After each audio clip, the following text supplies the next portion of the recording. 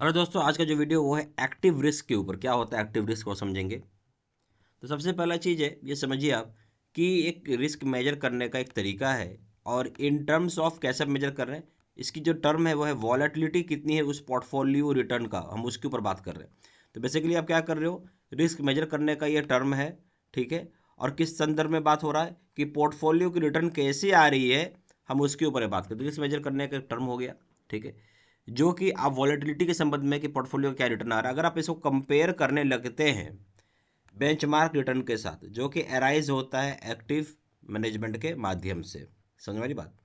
तो बेसिकली क्या कर रहे हैं आप कि जो एक्टिव रिटर्न की हम बात कर रहे हैं, तो बेसिकली पोर्टफोलियो का कुछ रिटर्न हो रहा होगा, उसकी वॉलेटिलिटी देखी जाए कितनी वॉलेटाइल है, कितना नीचे हो रहा है, कितना ऊपर हो रहा है, जो उसके साथ एक रिस्क जुड़ा हुआ है। अब उस रिस्क को हम कंपेयर कर रहे हैं बेंचमार्क रिटर्न के साथ, ठीक है।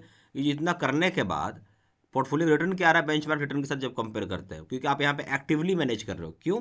क्योंकि आप क्या कर रहे हो, उसको एक्टिवली मैनेज कर रहे हो, इसलिए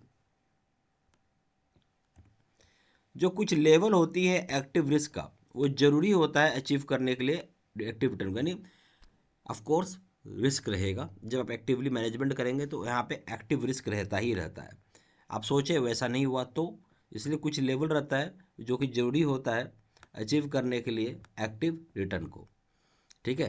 तो कुछ लेवल एक्टिव रिस्क रहेगा ही रहेगा, ताकि आपको एक्टिव रिटर्न मिल सके। तो उम्मीद करते हैं वीडियो अच्छा लगा हो तो लाइक जरूर करिए, चैनल पहली बार चैनल सब्सक्राइब करिए। Thank you very much.